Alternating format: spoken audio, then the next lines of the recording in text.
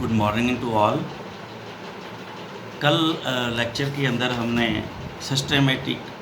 Systematic circulation के बारे में जो पढ़ा था। आज ब्लड के कार्य जो हैं वो हम पहले पढ़ चुके हैं। फर्स्ट सेमेस्टर में हमने बहुत अच्छी तरह से डिस्कस कर लिए हैं क्या कार्य होते हैं ब्लड के। तो आज जो हम डिस्कस करेंगे वो करेंगे हृदय चक्र यानी कि कार्डियक साइकिल। कार्डियक साइकिल क्या होता है? बीट जिसको कहते हैं। इसकी परिभाषा, स्वस्थ मनुष्य में हृदय 1 मिनट में 72 से 75 बार धड़कता है, जिसे हृदय स्पंदन या हार्ट बीट कहते हैं। इस बीट की अवधि जो परिवर्तन हृदय में आते हैं उनकी पुनरावृत्ति दूसरे बीट में होती है। अतः एक बीट से दूसरे बीट तक के लयवृद्ध हृदय के परिवर्तनों को ही हृदय चक्र, कार्डियक साइकिल कहते हैं। जो परिवर्तन आते हैं वो क्या क्या है वो हम आगे देखेंगे। एक सर्कल जो है उसको कहा गया कार्डियक साइकिल कहते हैं। यह हृदय चक्र ही पूर्ण शरीर में रक्त के संचरण को बनाए रखता है। इस बीट अथवा हृदय चक्र कार्डियक साइकिल में एक बार हृदय के आलिंदों यानी कि ऑरिकल एवं निल्यों वेंट्रिकल का संकुचन होता है, जिसे पर संकुचन या सिस्टोल कहते हैं, तथा तुरंत बाद में आर्ट्रियोल व वेंट्रिकल्स का शिथिलन होता है, जिसे अनुशिथिलन या डायस्टोल कहते हैं। एक हृदय चक्र की अवधि, अब इसको बड़े ध्यान से समझना है, ये आवश्यक रूप से पूछी जाती है।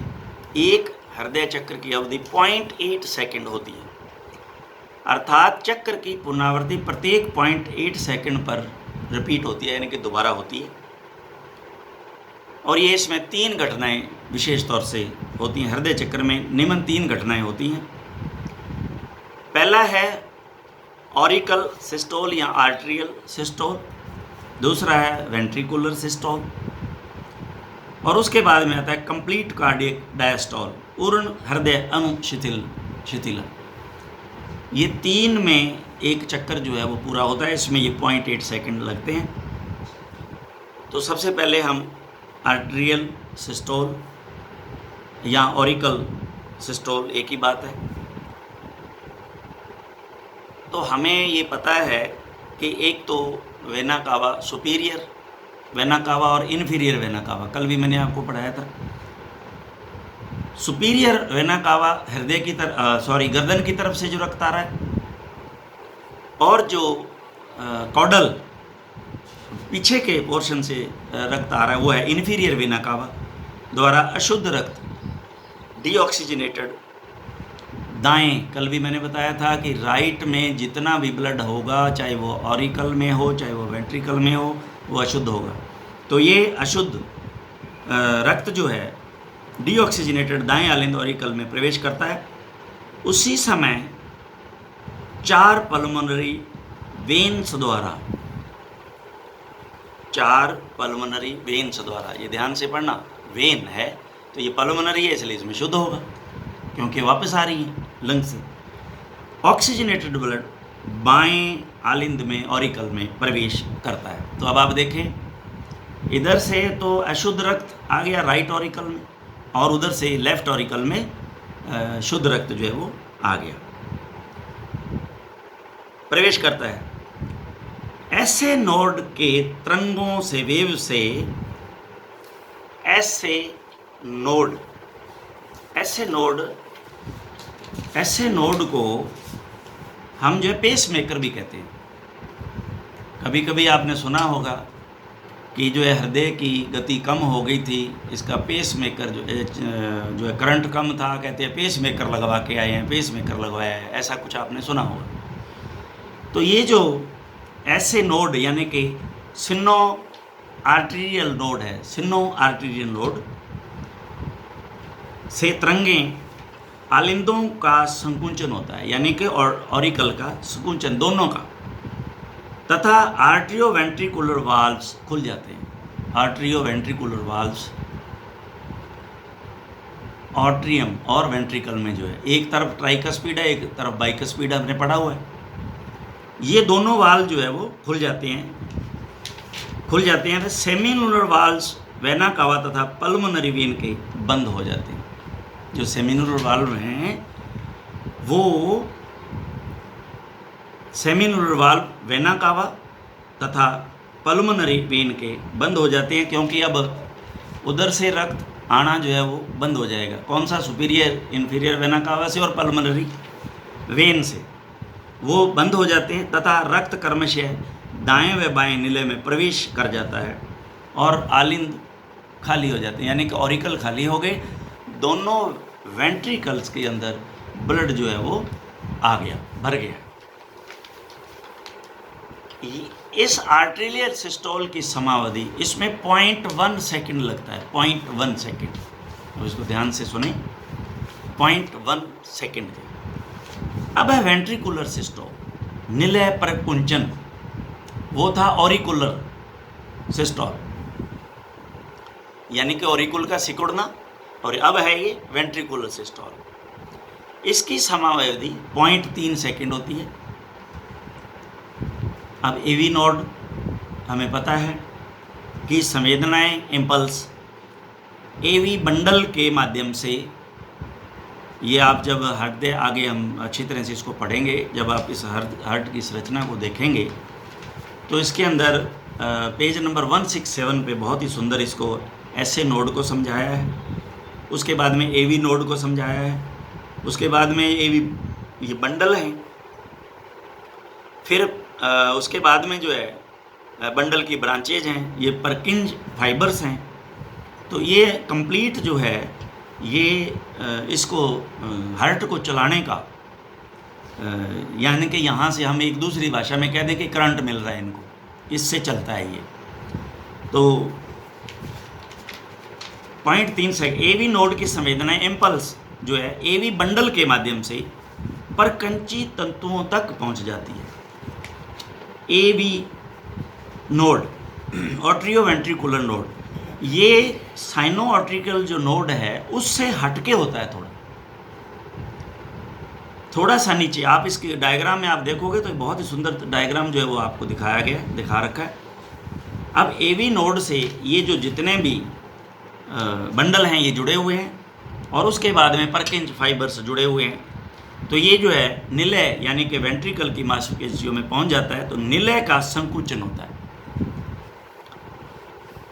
अब जब निलय का संकोचन होता है तो एवी वाल्व बंद हो जाते हैं, ऑट्रियो वेंट्रिकुलर वाल्व बंद हो जाते हैं, ताकि वापस जो है वो ब्लड ऑरिकल में ना जाए दोनों में, तथा एओर्टा व पल्मोनरी आर्टरी, एओर्टा व पल्मोनरी आर्टरी नहीं है, ये पल्मोनरी ट्रंक है, पल्मोनरी ट्रंक है, इनके सेमिनुलर वाल्व जो हैं वो खुल जाते हैं। पल्मोनरी ट्रंक यानी कि बड़ी इसके जो दोनों वाल्व खुल जाएंगे, जो सेमिनुलर वाल्व हैं। अब निलय के संकुचन से, यानी कि वेंट्रिकल से के संकुचन से दबाव पड़ेगा तो रक्त अधिक दाब के साथ क्रमशः शरीर की तरफ व फेफड़ों की तरफ चला जाता है एवं निलय खाली हो जाते हैं। तो ये जो चक्कर है वो है 0.3 सेकेंड का। ये 0.3 सेकेंड और 1.1, ये 0.4 हो गया। अब तीसरा जो है इसमें कंप्लीट कार्डियक डायस्टोल, पूर्ण हृदय अनुशिथिल। हम जो ये कहते हैं कि हृदय विश्राम नहीं करता, लेकिन हृदय भी विश्राम करता है। ये एक इम्पॉर्टेंट बात है आज आपके ध्यान में। कहीं ऐसा आपके कंपटीशन में पूछा जाए कि हृदय विश्राम करता है कि नहीं करता, तो हृदय विश्राम करता है। और कितना करता है? 0.4 सेकेंड। देखिए ये विश्राम की स्थिति है इसकी। इसमें क्या होता है, इसकी समावधि 0.4 सेकेंड है। इस अवधि में आलिंद व निलय शिथिल हो जाते हैं, ऑरिकल और वेंट्रिकल अब जो रिलैक्स हो जाते हैं, शिथिल हो जाते हैं, तथा दाएं व बाएं आलिंद में, ऑरिकल में वापस पुनः जो है वेना कावा और पल्मोनरी वेन द्वारा वापस रक्त जो है वो भरा जाने लगता है, वापस आना रक्त का शुरू हो गया। इसी शिथिलता की अवधि में मायोकार्डियम ऊर्जा प्राप्त कर अब ये 0.4 सेकंड जो है इसको रेस्ट मिल गया है, और इसमें मायोकार्डियम ने दोबारा ऊर्जा प्राप्त कर ली फोर्स करने के लिए, क्योंकि वेंट्रिकल को फोर्स करना पड़ता है। ऊर्जा प्राप्त कर पुनः चक्कर के लिए तैयार हो जाता है। तो ये जो पूरा का पूरा चक्कर है, ये 165 पे बहुत ही सुंदर तरीके से इन्होंने इसको समझा रखा है। पहले डायग्राम में आप देखें कि दोनों ऑरिकल के अंदर ब्लड आ रहा है, दूसरे डायग्राम में दोनों वाल्व और ये वेंट्रिकुलर वाल्व खुल जाते हैं, तो ये ब्लड इसमें वेंट्रिकल में आ गया। अब ये जो वेंट्रिकल से जो है दोबारा वापस जो है फोर्स होके वापस जो है ब्लड बॉडी को चला गया चौथे में, और पहले में वापस जो है वो क्या हुआ कि वापस जो है ऑरिकल में दोनों में राइट और लेफ्ट में ब्लड का आना वापस शुरू हो गया, और ये पोजीशन जो है वो शिथिलता की है। यहाँ ये 0.4 जो है सेकंड्स हैं। तो ये इसने पूरा का पूरा चक्कर जो है बहुत ही सुंदर तरीके से इसको समझा दिया। अब इसमें हम जो है इसको अब यहाँ दिया गया नहीं, लेकिन इसको पहली जो आवाज़ है जो इससे आती है इसको लब कहते हैं, दूसरी को डब कहते हैं। लब, डब एंड पॉस। ये जो लब, डब एंड पॉस है, ये दो आवाज़ें हैं जो हार्ट से आती हैं। कार्डियोलॉजिस्ट जो है वो इसको जांच करता है, चेक करता है, और जब इसका ईसीजी लेता है तो उसके अंदर भी इसी को ही वो चेक करता है कि इसकी हार्ट की क्या पोजीशन है। तो लब जो है वो ऑर्ट्रियो वेंट्रिकुलर वाल्व जब बंद होते हैं तो ये लब की आवाज़ आती है। डब की आवाज़ जब एओर्टा और पल्मोनरी ट्रंक के जो सेमिनुलर वाल्व में बंद होते हैं तब ये डब की आवाज़ आती है। और ये पॉस है वो है रेस्ट उसका 0.4 सेकंड का। ये अगर आपको से पूछा जाता है तो इसके बारे में भी, आप इसमें कहीं दिया हुआ नहीं लब, डब, पॉस, लेकिन मैंने आपको इसके बारे में जानकारी जो है वो दी थी है। अब है हृदय की रक्त आपूर्ति, blood supply to the heart. सबसे पहले ये खुद को खुराक देता है, खुराक लेकर के ताकतवर होता है, तभी ये पूरी बॉडी को खुराक दे पाता है। तो हृदय की रक्त आपूर्ति जो है वो blood supply to the heart, ये कौन से, और ये very very important fill in the blanks के लिए या शॉर्ट नोट के लिए। तो इसमें आर्टीरियल सप्लाई, हृदय की पेशी यानी कि मायोकार्डियम में रक्त की आपूर्ति दाईं व बाईं कोरोनरी धमनियों द्वारा होती है। इसको नोट करें, दाईं व बाईं कोरोनरी धमनियों के द्वारा होती है, जो महाधमनी एओर्टा के अर्धचंद्राकार वाल्व के कुछ ऊपर से निकलती है। तो सेमिनुलर वाल्व जो है एओर्टा का, क्योंकि एओर्टा में सेमिनुलर वाल्व है और पल्मोनरी ट्रंक में सेमिनुलर वाल्व है, ये हमने पढ़े हैं। तो ये इसके थोड़ा सा ऊपर से ये डायग्राम दे रखा है सेमिनुलर कप्स के अंदर, सेमिनुलर कप्स बना रखे हैं, और यहाँ opening of the right and left coronary arteries बता रखा है। तो यहाँ से ये कोरोनरी आर्टरी दोनों निकलती हैं, और वापस जो है ये बाईं कोरोनरी आर्टरी धमनी और दाईं कोरोनरी आर्टरी में निकलती हैं। तो पहले हम बाईं कोरोनरी धमनी को देख लेते हैं। का मुख्य भाग केवल एक लंबा होता है तथा कुछ ही दूरी पर एंटीरियर, इंटरवेंट्रिकुलर तथा सर्कमफ्लेक्स शाखाओं में विभाजित हो जाती है। तो अभी आप यहाँ जब हार्ट को आप देखोगे तो यहाँ देखिए एंटीरियर इंटरवेंट्रिकुलर आर्टरी भी दे रखा है और पोस्टीरियो इंटरवेंट्रिकुलर आर्टरी भी दे रखा है। वेंट्रिकल्स जो हैं वो उनके बीच में, इंटरवेंट्रिकुलर दो के बीच में, तो ये शाखाएं बना लेती हैं और शाखा के थ्रू पूरा वेंट्रिकल को ये ब्लड सप्लाई जो है करती हैं। बाईं कोरोनरी धमनी एंटीरियर इंटरवेंट्रिकुलर शाखा दोनों वेंट्रिकल्स को रक्त आपूर्ति करती है। दाईं कोरोनरी धमनी पोस्टीरियर इंटरवेंट्रिकुलर हृदय की निचली सतह पर इंटरवेंट्रिकुलर ग्रूव में पहुंचकर एक दूसरे से जुड़ जाती है। वीनस सप्लाई, अब जो है वो वेन वापस हृदय की छोटी छोटी शराएं रक्त इकट्ठा कर कार्डियक वेन्स बनाती हैं। ये वेन्स मिलकर एक बड़ी रुधिर वाहिनी बनाती हैं जिसे कोरोनरी साइनस कहते हैं। ये इसमें बहुत सुंदर तरीके से दिखा रखा है। ये इसमें कोरोनरी साइनस तो नहीं लिखा इन्होंने, लेकिन ये जो हार्ट के ऊपर जो मार्क कर रखा है जिसमें कुछ नहीं लिखा है, यही कोरोनरी साइनस है। क्योंकि बनता कैसे है ये देखिए आप, इसमें ग्रेट कार्डियक वेन दे रखी है, इसका मिलान होता है, मिडल कार्डियक वेन का मिलान होता है, स्मॉल कार्डियक वेन का एंटीरियर कार्डियक वेन से मिलकर ये चारों जो है इकट्ठी होती हैं, तो ये कार्डियक जो है वो साइनस बनता है। ये इसमें दे रखा है, बहुत सुंदर तरीके से निशान लगा रखा है साइनस। और ये जो है दाएं आलिंद में खुल जाता है, दाएं आलिंद ऑरिकल।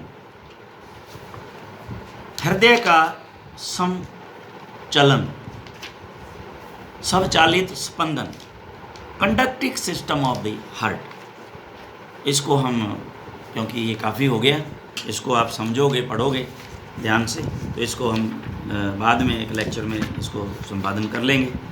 तो ये हमने आज हार्ट की कार्य की, फिजियोलॉजी ऑफ द हार्ट जो हमने इसको पढ़ा, तो इसको ध्यान से पढ़ें, ये वेरी वेरी इंपॉर्टेंट है, याद करें इसको। Thank you.